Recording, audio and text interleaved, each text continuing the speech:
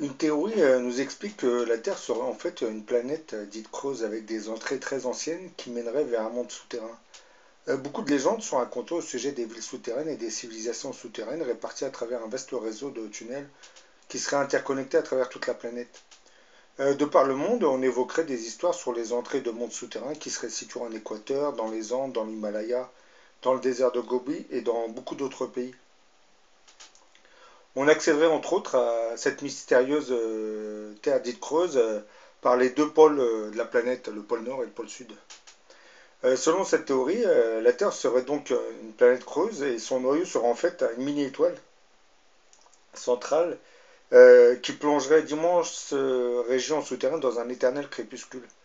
L'étrangeté de cette théorie avait été mentionnée par une multitude d'anciens scientifiques et reprise littéralement parlant par certains écrivains tels que Jules Verne avec son roman intitulé Voyage au centre de la Terre.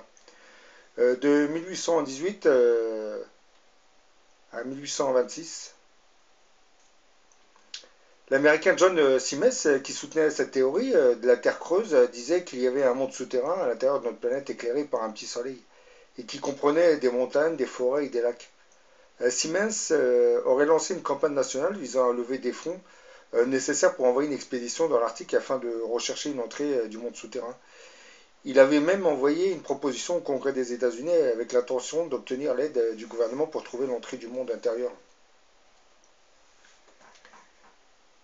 Malheureusement pour lui, il est mort avant que le gouvernement lui ait fait allouer des fonds pour son but et l'expédition avait été annulée en 1838. C'est un pilote américain du nom de Richard Byrd qui, 116 ans plus tard, viendra confirmer toute cette théorie sur le mystère de la Terre dite creuse. Dès l'année 1924, l'américain Richard Byrd prendra le commandement d'un petit détachement d'aviation navale en vue d'une expédition à l'ouest du Groenland. Cette mission dans le Grand Nord lui donnera l'ambitieuse idée d'être le premier à voler au-dessus du pôle Nord.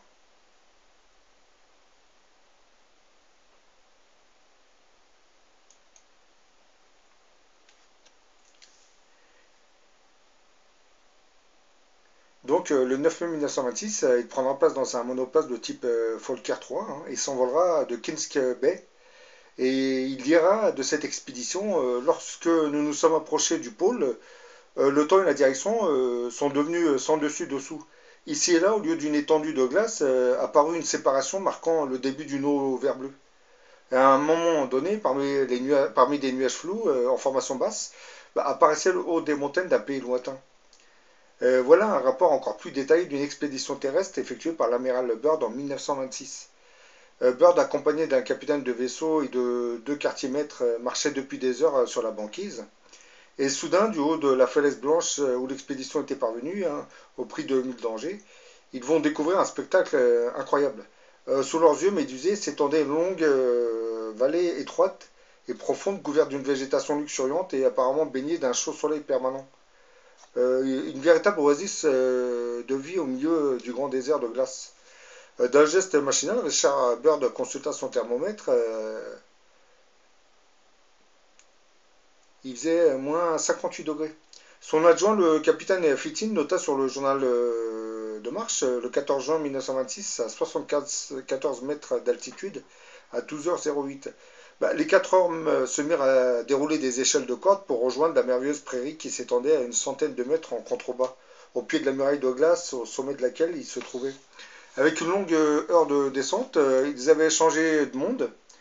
Une plaine où régnait une végétation prolifique et presque paradisiaque s'étalait devant eux. La chaleur douce et pénétrante, le thermomètre indiquait 19 degrés, les obligeait à quitter leur équipement d'explorateurs polaires. Sous leurs pieds, ils foulaient une herbe drue et grasse.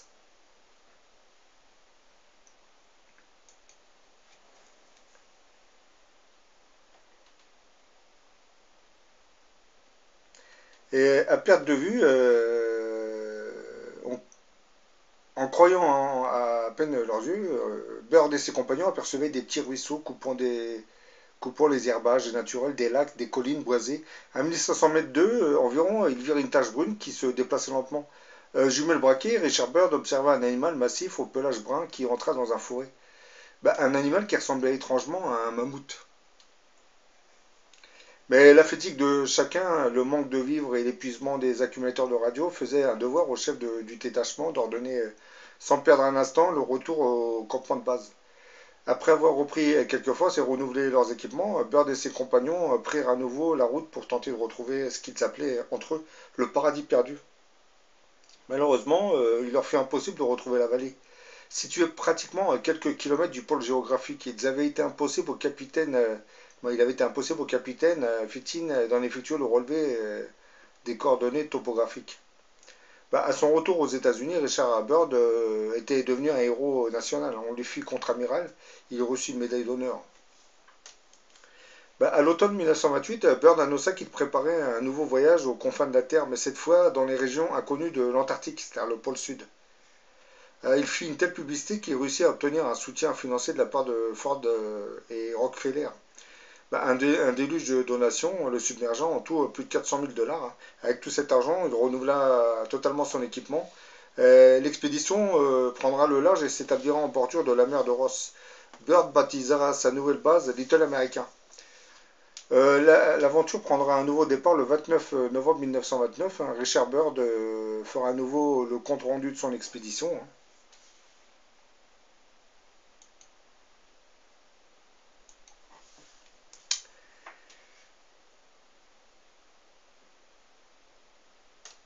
Donc, comme je l'expliquais, hein, il fera son petit rapport. Hein. Comme il dit, ce point imaginaire qu'est le pôle Sud est un endroit déroutant. Hein. Tous les méridiens convergent ici et les directions telles que nous les connaissons habituellement ne veulent plus rien dire. Pour toute personne voyageant dans le sens du nord ou du sud, il lui sera impossible de marcher en ligne droite et de garder la même direction.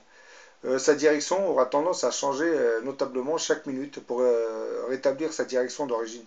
Il devra se forcer à suivre une route en spirale. Suite à toutes ces découvertes, le gouvernement américain ordonnera une nouvelle expédition en 1947. L'amiral Richard Byrd quittera alors son camp de base arctique le 19 février 1947 pour voler vers le nord. L'amiral Byrd aurait une nouvelle fois volé jusqu'au pôle et aurait retrouvé le chemin conduisant à l'intérieur même de la Terre. Mais cette fois, il aurait rencontré des êtres évolués qui lui auraient remis un message précis à remettre à ses supérieurs et destiné à l'humanité vivant à la surface de notre globe. À son retour à Washington, le 11 mars 1947, Byrd sera interrogé par les services secrets militaires et par une équipe médicale. Voici l'extrait du journal de bord de l'amiral Byrd, le message censé avoir été entendu. Hein. Durant son vol arctique, il avait rapporté par radio qu'il avait vu sous lui non pas de la glace et de la neige, mais subitement une région composée de montagnes, forêts, lacs et rivières.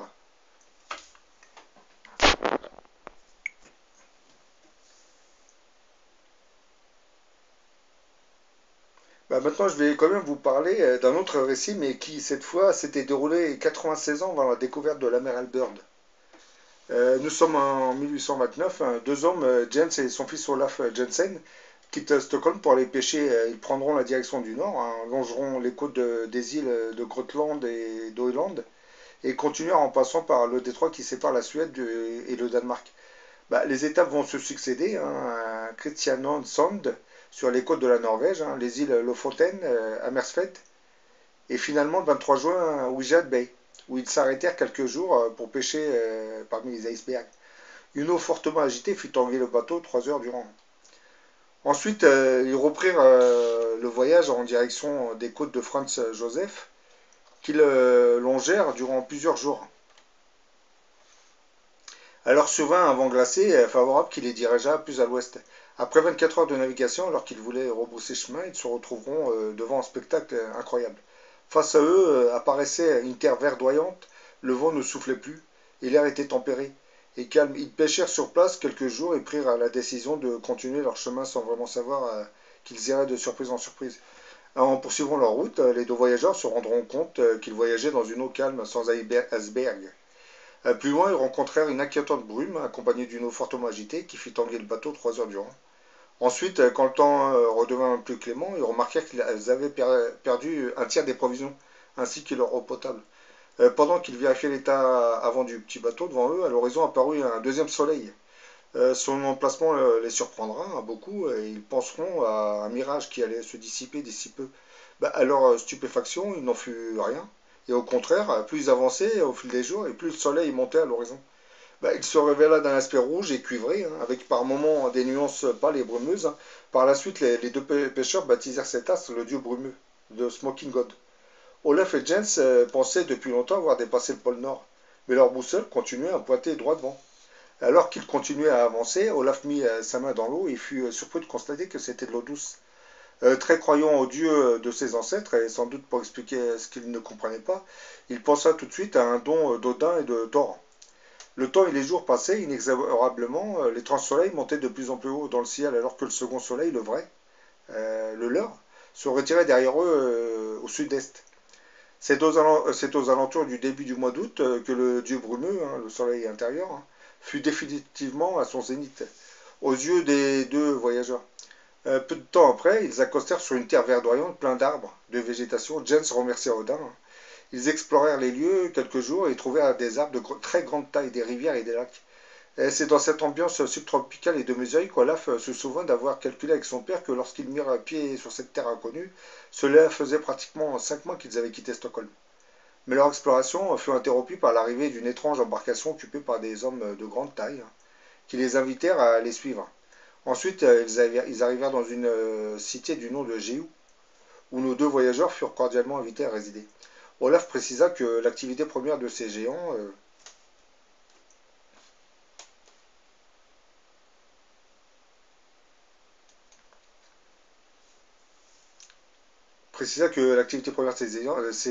était l'agriculture. Leur très belle construction de temples et habitations était ornée d'or. La végétation était luxuriante et abondante et des fruits de tout genre poussaient un peu partout, en parfumant l'atmosphère d'une odeur délicate. Tout était à la taille des habitants et les grains de raisin étaient aussi gros qu'une pomme. Olaf et son père vécurent une année entière à Géou. Aidés des gens chez qui ils logeaient et qui étaient d'une extrême bonté, hein, ils apprirent la langue des hommes du dessous qui, selon Olaf, ressemblait beaucoup au sanskrit. C'est une langue indienne. Ensuite, ils eurent la possibilité de quitter Géou et de se rendre à la cité d'Éden pour rencontrer le haut souverain du monde. Bah, ils se rendirent donc à Éden, transportés dans un appareil très rapide et silencieux, encastré sur un monorail. Le voyage fut rapide et confortable, hein. La cité d'Éden, selon les dires d'Olaf, était localisée dans une magnifique vallée qui surplombait tout le pays. La cité était entourée d'un gigantesque jardin dans lequel 4 rivières prenaient leur source, dans une fontaine artésienne. Bah, ils eurent donc le privilège de discuter avec le haut souverain dans son palais. Les deux étrangers lui demandèrent l'autorisation de visiter les alentours et d'envisager ensuite leur retour à la surface qui leur fut accordée. C'est ainsi que James et son fils Olaf parcoururent de nombreuses contrées où ils furent à la rencontre d'un éléphant de très grande taille, hein. C'était le mammouth, hein. Le temps arriva où les deux voyageurs voulurent regagner le monde du dessus. James avait tout de même laissé sa femme en haut et cela faisait pratiquement 2 ans et demi qu'ils avaient quitté Stockholm. Les deux voyageurs récupérèrent leurs embarcations, la remplirent de provisions et firent leurs adieux à leurs amis en leur promettant de revenir d'ici un an ou deux. Alors qu'ils s'apprêtaient à faire le voyage inverse, le père d'Olaf fit la remarque qu'à cette époque de l'année, il devait faire nuit dans le nord et qu'il serait préférable de ressortir par le pôle sud. Bah, ils optèrent donc pour cette solution en prenant le même fleuve par lequel ils étaient arrivés à l'époque. Toujours d'après Olaf, hein, c'est vers le mois de novembre, au décembre 1831, qu'ils quittèrent la douce chaleur du dieu brumeux. C'est un peu ce qu'ils appellent la terre intérieure, la terre creuse, hein. Peu après, ils commencèrent à apercevoir le soleil à l'extrémité de l'ouverture du pôle sud. Comme pour l'aller, ils essuyèrent une sorte de petite tempête qui ne purent expliquer que par la confrontation de l'air chaud du monde du dessous et l'air polaire. Pendant 2 semaines, ils naviguèrent parmi les icebergs, hein, alors qu'ils pensaient avoir affronté le plus difficile. Leur bateau rencontra un iceberg et vola en éclats. Olaf, à demi inconscient, fut projeté sur la glace, hein. Lorsqu'il se réveilla, avec absolument aucune notion du temps qui s'était écoulé depuis l'accident, il chercha désespérément une trace de son père et du bateau. Il fit le tour de l'iceberg et scruta l'océan, en vain, rien. Bah, désespéré, il fit les 100 pas, hein, effrayé à l'idée de mourir frigorifié, sans eau et aucune nourriture. Les heures passèrent et finalement, comme par un coup heureux du destin, un bateau de pêche écossais, le Arlington, repara le mouvement d'Olaf, les mouvements d'Olaf sur la glace. Lorsque l'heureux rescapé raconta brièvement son histoire, le commandant le fit enfermer sous la surveillance du médecin de bord. car je pense que il avait pris cette personne, du moins son récit, pour une personne qui avait perdu la raison. Expliquer qu'ils se sont retrouvés dans une zone tropicale au milieu des glaces, c'était incohérent, donc il préférait l'enfermer. De retour à Stockholm, plusieurs mois après, Olaf apprendra que sa mère était morte un an auparavant. Il se confie alors à son unique parent vivant à l'époque, hein, pour le persuader de financer une expédition avant de retourner dans le monde d'en bas. Son oncle Gustave Osterlind fit semblant de s'intéresser et s'arrangea pour faire signer une pétition pour enfermer son neveu. Olaf fut interné pendant 28 années, hein. À sa sortie en octobre 1862, hein, alors que son oncle était mort depuis longtemps, Olaf se retrouva seul et sans amis. Il travaille comme pêcheur pendant les 27 années suivantes, hein, en prenant bien soin de ne parler de cette histoire à personne, hein. Finalement, en 1889, Olaf, âgé de près de 70 ans, vendit son bateau et quitta le pays pour se rendre en Amérique du Nord. Il vécut 12 ans en Illinois avant de déménager à Los Angeles le 4 mars 1901. Là, il fit la connaissance de son voisin Willis George Emerson, hein, un nouvelliste, et sa femme. Ils devinrent de bons amis et petit à petit, Olaf prendra le risque de lui raconter son incroyable odyssée en lui montrant ses notes et ses cartes. Ce qui surprit beaucoup Emerson, hormis l'histoire en elle-même, ce fut son désir intense de lui faire partager sa conviction en indiquant sans cesse que tout le monde devait absolument connaître la vérité. La simplicité et sincérité d'Olaf poussait Emerson à transmettre à son éditeur, Forbes and Company, hein, sans trop y croire, le texte intégral de Jensen qui fut imprimé sous le nom de The Smoky God. Le livre sera publié durant l'été 1908, hein. Là, je vais vous faire montrer une photo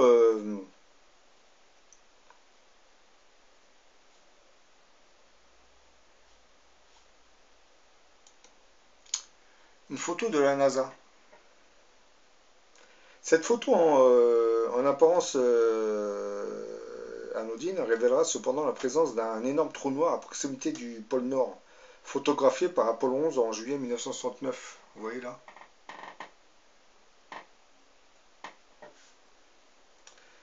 Ce trou noir semblait absorber les nuages vers l'intérieur de la Terre, hein. Les calculs effectués à partir de l'échelle de la photo aboutissent grosso modo à un diamètre d'un trou d'environ 900 à 950 km, soit une circonférence de 3000 mètres.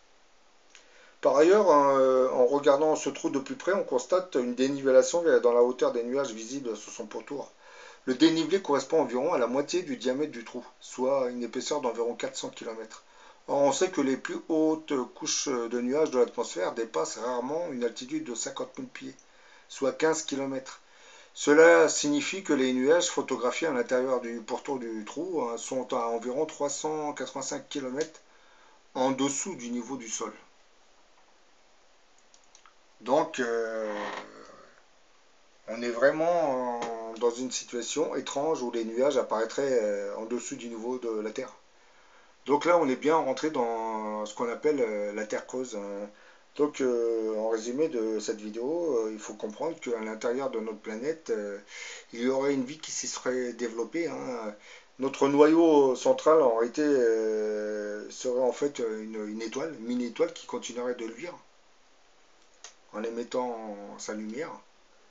Et il faut expliquer qu'une civilisation très très développée scientifiquement parlant serait installée à l'intérieur de notre globe. Et elle aurait envoyé un message au gouvernement américain, bon, qui ne l'a pas fait connaître, hein, sur les risques que toute la planète encourait suite aux explosions nucléaires, parce que le monde de l'intérieur ressentait les explosions nucléaires qui avaient lieu en extérieur. Là où on sait, ce qu'on sait, c'est que les Américains ont gardé le secret sur cette affaire, hein, mais ils ont continué à envoyer des petites expéditions, donc ils savent très bien que dans le pôle Nord et le pôle Sud, vous avez une entrée qui nous conduit vers l'intérieur de la planète. Et vous avez aussi une région tropicale, hein, qui n'a plus rien à voir avec la glace des pôles, hein. Vous entrez, vous êtes confronté à un autre monde.